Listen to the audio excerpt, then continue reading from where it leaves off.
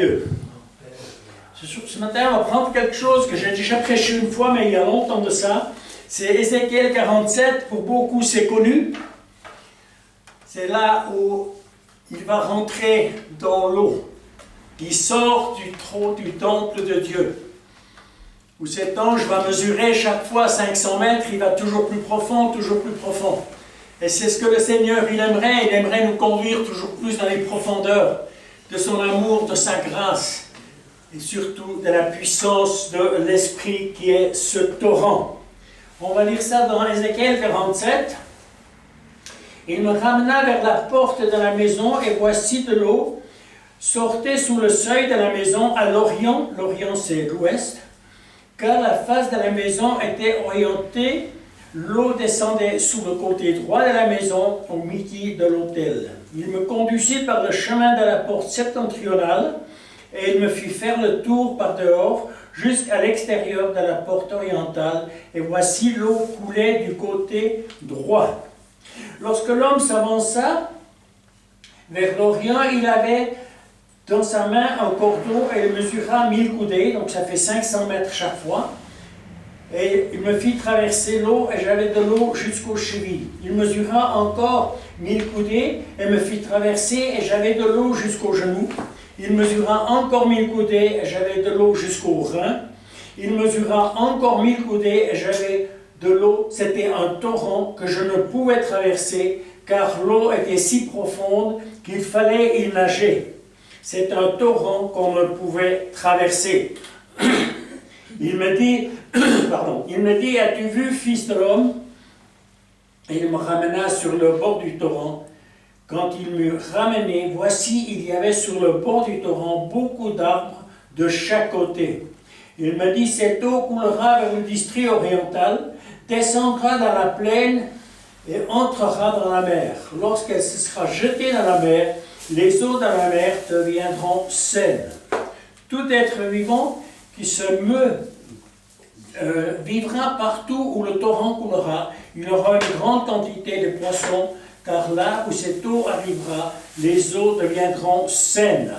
Je m'arrête là. Donc on connaît tous cette histoire de ce torrent qui sort du trône de Dieu, qui n'est autre que la puissance de l'Esprit de Dieu. C'est la même chose que si nous lisons dans Ézéchiel 47, si nous prenons Apocalypse 22, 1 et 2, si nous prenons Jean 7, 37 et 38, si nous prenons Apocalypse 21, 6 et 7, c'est toujours le même torrent duquel il va parler. C'est ce torrent, cette eau vive. Amen, cette eau vive qu'il désire que nous y rentrions de plus en plus. Amen. Alléluia. Le temple, il est situé de l'ouest à l'est. Et c'est voulu. C'est voulu, pourquoi? Parce qu'au moment où le soleil est au plus bas, sur l'automne, le soleil il va rentrer par la porte de l'ouest, il va éclairer jusque sur le voile du lieu très saint. C'est assez étonnant, mais ils ont fait ça exprès, ils ont ça bien planifié. Alléluia. Ce fleuve, c'est un torrent de vie en abondance. Et c'est ce torrent de vie en abondance qu'il désire nous donner, dans lequel il désire que nous rentrions. Alléluia. C'est le symbole de la vie qui vient de Dieu. C'est la vie qui vient de Dieu. Les bénédictions qui vont jaillir de ce trône de Dieu. Ce torrent, c'est la vie en abondance. Ce torrent, c'est l'amour en abondance. C'est la grâce en abondance. C'est tout ce qu'il veut nous donner. C'est la miséricorde en abondance. C'est un torrent de guérison. C'est un torrent de prodiges, de miracles, de restauration, de délivrance. C'est vraiment le torrent de la gloire de Dieu. De la gloire de Dieu. Et ce torrent, on sait qu'il devient de plus en plus grand, de plus en plus profond, de plus en plus large. Maintenant, il y a une situation qui est intéressante. Là où ce torrent va passer, il va se jeter dans la mer morte. Et ce torrent, quand il va rentrer dans la mer morte, la mer va être assainie, il y aura des poissons. Qu'est-ce qu'elle est l'image? Qu'est-ce qu'est l'image de la mer morte? C'est quoi? C'est nous en tant que païens. Nous étions morts, séparés de Dieu. Ça, c'est l'image de la mer morte. Nous avons tous passé par là. On était tous païens avant d'être chrétiens. Amen. Nous le savons, on ne veut pas se justifier. Mais là, du moment où ce torrent va rentrer, il y aura la vie. Et c'est ce qui s'est produit dans notre vie. Au moment où nous avons demandé pardon, où nous avons reçu le pardon, nous avons été purifiés et lavés, ce torrent, l'Esprit de Dieu a déjà pris place en nous. Il est en nous depuis le premier moment où nous demandons pardon pour nos péchés. L'Esprit de Dieu est là, il a pris place. Et c'est ce torrent d'eau de vie qui nous donne. Et ça, c'est un privilège extraordinaire. Et c'est par là où nous avons tous passé. On a tous fait un premier pas dans la foi où nous sommes tournés vers le Seigneur. Et depuis ce jour, en vous, il y a la vie. Alléluia. Il y a la vie. Ça illustre le caractère vivifiant de l'eau qui émane de ce temple.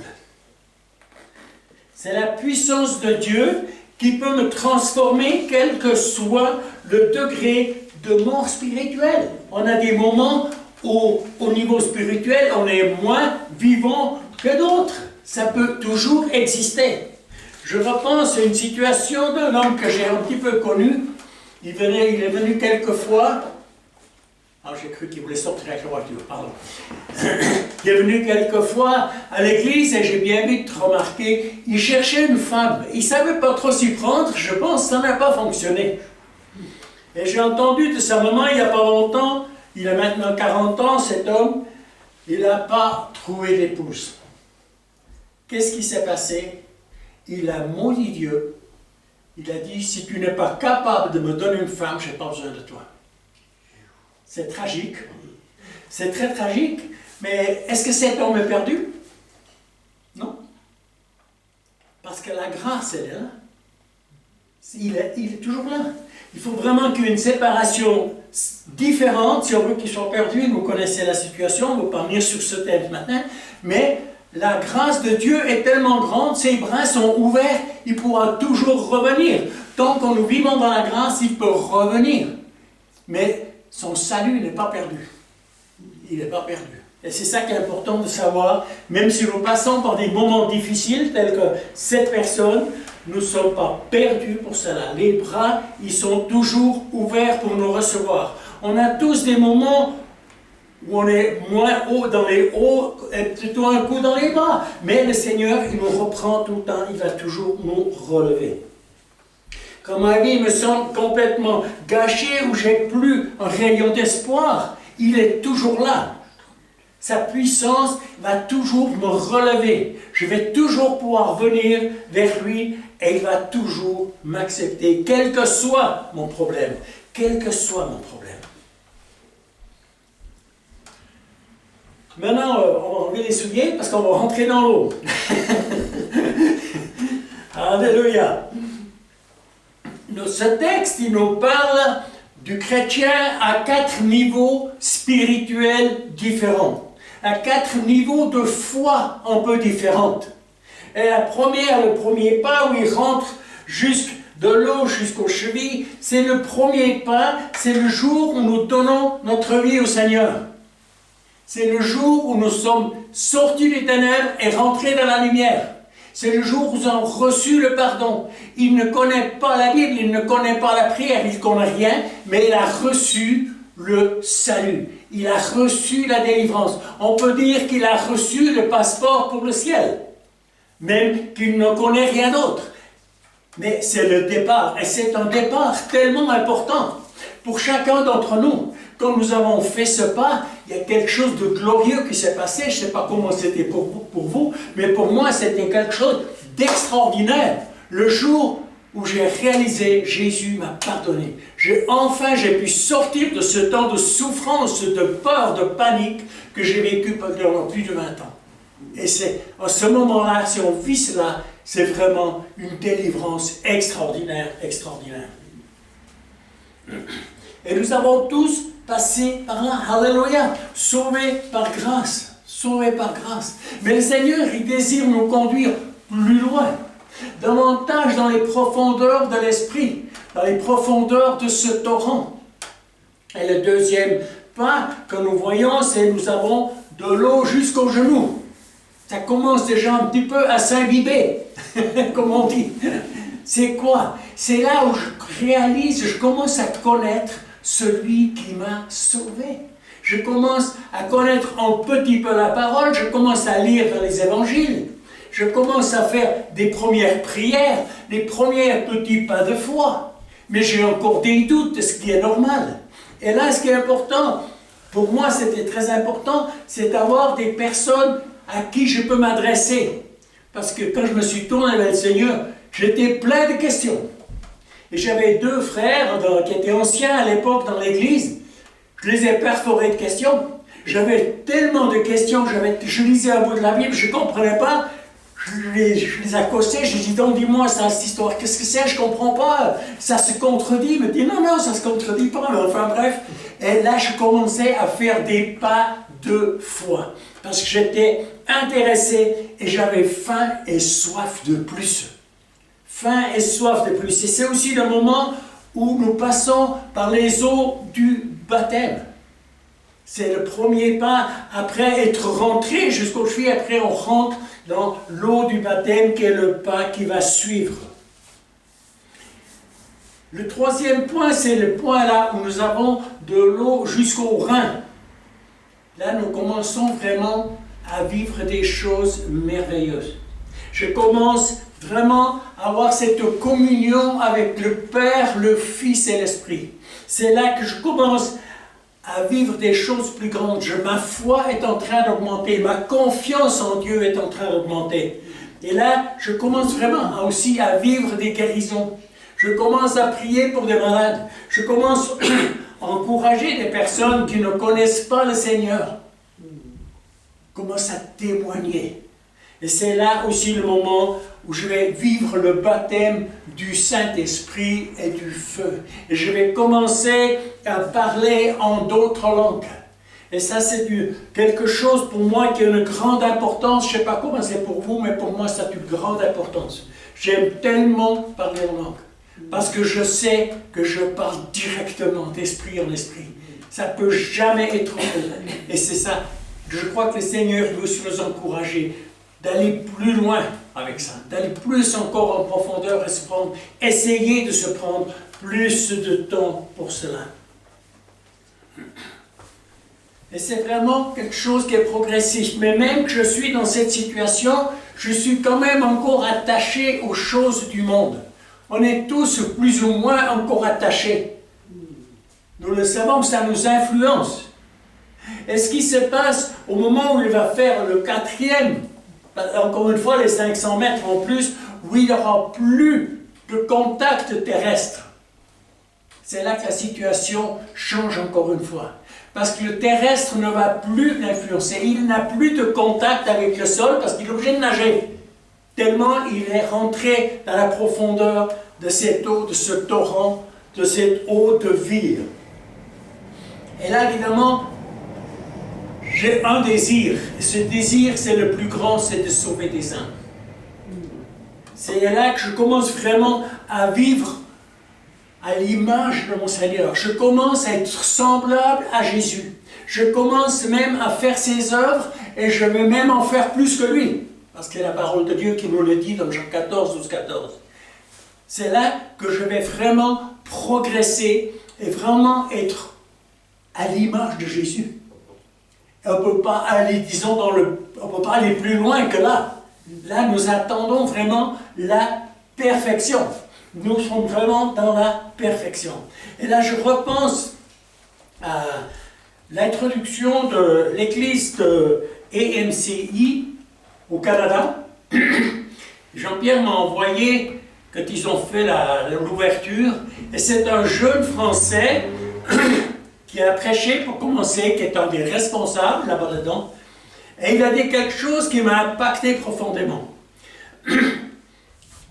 Il a dit, j'ai commencé à crier à Dieu, j'ai vraiment commencé à le supplier à l'implorer, je pleurais dans ma situation. Il a dit, Seigneur, je veux un fardeau pour les perdus.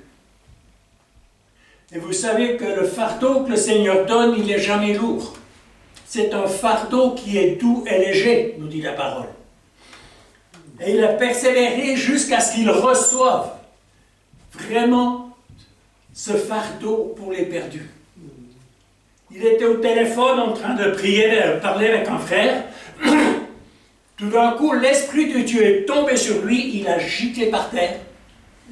Il était rempli de cette puissance de l'Esprit. Et depuis là, il n'a qu'une chose à cœur, c'est de parler de Jésus, de confesser Jésus, de sauver des âmes. Et ça m'a tellement impacté que je suis en train de prier la même chose. J'ai dit, Seigneur, bien sûr, on est en chemin, on essaye de témoigner, c'est merveilleux, gloire à Dieu, mais je crois qu'il y a plus. Et je crois que du moment où ce fardeau pour les perdus nous touche, rentre en nous, c'est une transformation au niveau du cœur. Ce n'est pas un fardeau lourd, pas du tout. C'est une transformation, il n'y a qu'un seul désir, c'est que l'enfer soit vidé et que le ciel soit rempli. Amen. C'était la parole de Reinhard Bonnke. On veut vider l'enfer, on veut remplir le ciel. Et c'est ce qui se passe au moment où nous commençons vraiment à porter cette parole avec un cœur rempli d'amour pour les perdus. Et si ce cœur n'est pas rempli d'amour, je vais manquer des occasions, automatiquement. Et c'est ce que je réalise dans ma propre vie. C'est pour ça que je rends grâce tous les jours. Je dis, Seigneur, merci, merci, merci pour ce fardeau. Je le veux. Je le veux. Je ne sais pas pourquoi c'est, mais je sais que le Seigneur a entendu et je lui rends grâce. Et je sais que là, j'ai vraiment des pas à faire pour apporter davantage, pour essayer d'atteindre davantage de personnes, pour qu'ils soient arrachés de l'enfer et portés dans le ciel. Gloire à Dieu. Alléluia. J'aimerais vous encourager ce matin, c'est de rentrer, de chercher, de désirer de rentrer dans cette eau vive, dans ce torrent d'eau de vie. Je pense qu'il y a toujours plus à recevoir que ce que j'ai déjà reçu. On a tous été bénis. Vous êtes sauvés par grâce. Alléluia. Vous avez le Saint-Esprit en vous. Tout ça, c'est bon. C'est merveilleux. Mais je crois qu'il y a justement encore plus qui fait la différence. Et c'est ce cœur pour sauver des âmes. Ça m'a tellement impacté que j'ai entendu ce jeune, j'ai dit, Seigneur, c'est ce que j'ai vraiment besoin. C'est ce que j'ai vraiment besoin. C'est ce que j'ai besoin. Jésus est cette eau de vie. C'est lui qui nous a justifiés. On va prendre un verset dans Jean 7, je vous l'ai cité avant.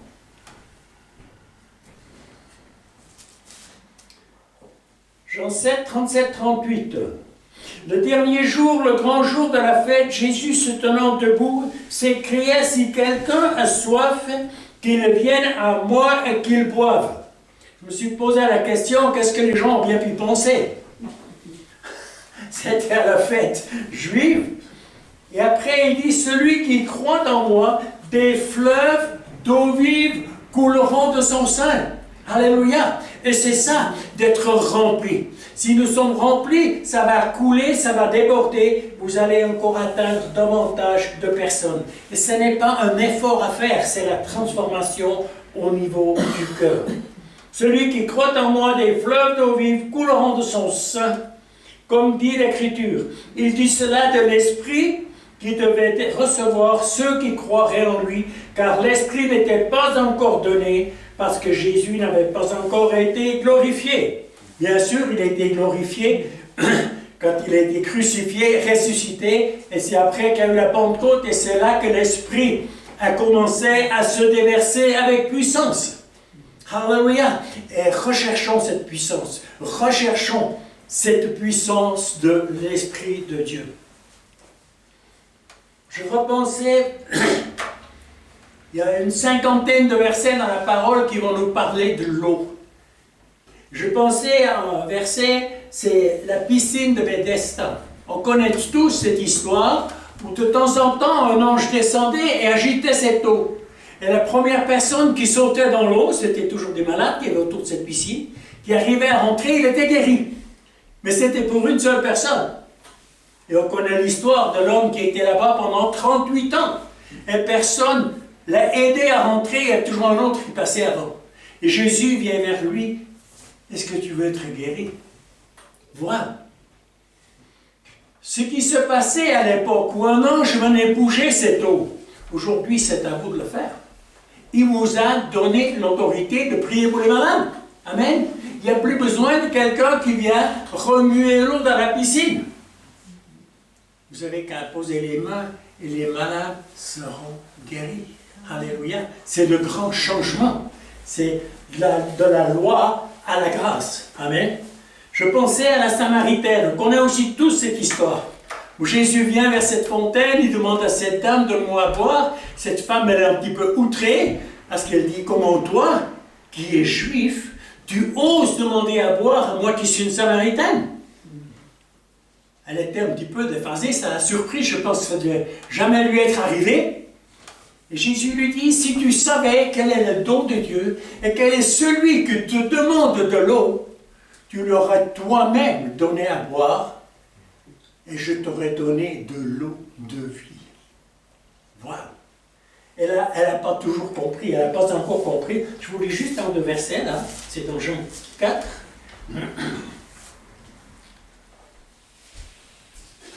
Jésus lui répondit, quiconque boira de cette eau aura encore soif.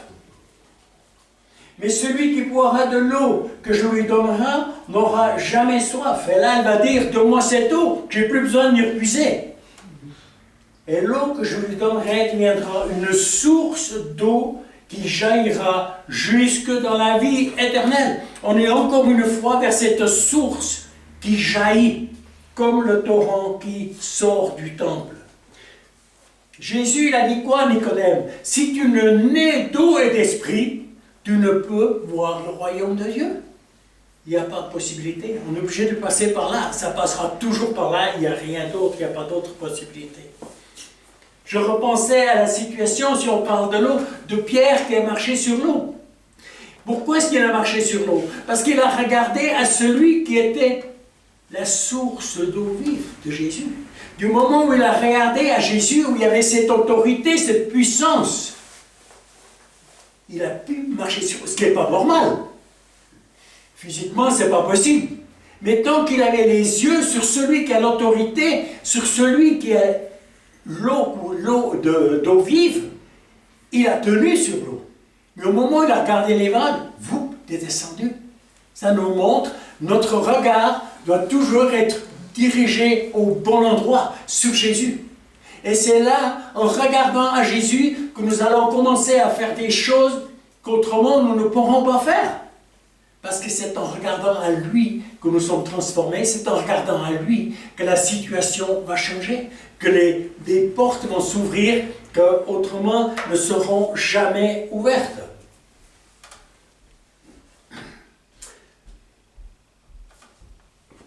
Quand il est sorti de l'eau, l'ange lui dit, est-ce que tu as vu sur le bord du torrent, il y a des arbres? Ils n'étaient pas là avant.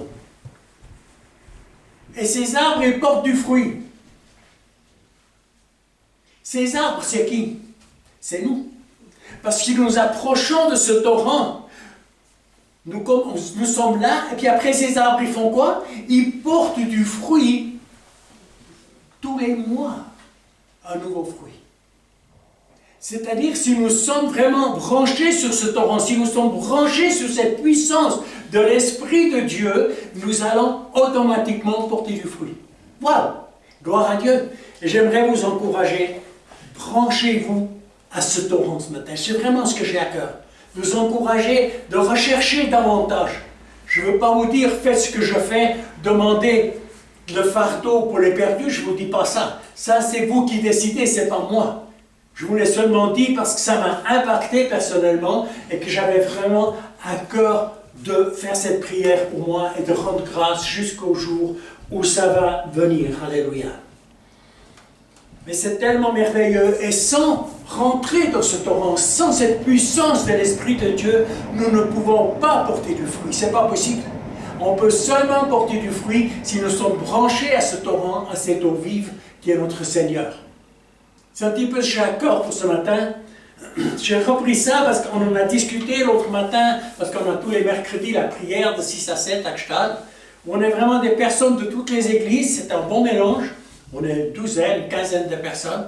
Et une personne qui a parlé un peu de ça et ça m'a impacté. J'ai recommencé à creuser un peu ce que ça pouvait bien signifier. Et c'est une histoire très intéressante. Et je vous encourage, je ne sais pas où vous en êtes aujourd'hui, je ne sais pas où vous en êtes. Est-ce que vous êtes de l'eau jusqu'aux genoux, jusqu'au rein? Est-ce que vous avez déjà plongé? Je ne sais pas. Mais je vous encourage à y plonger, à rentrer, pour recevoir davantage. Parce que plus nous nous approchons, comme je vous le disais la dernière fois que j'ai prêché, si nous nous approchons de Dieu, il s'approche de nous.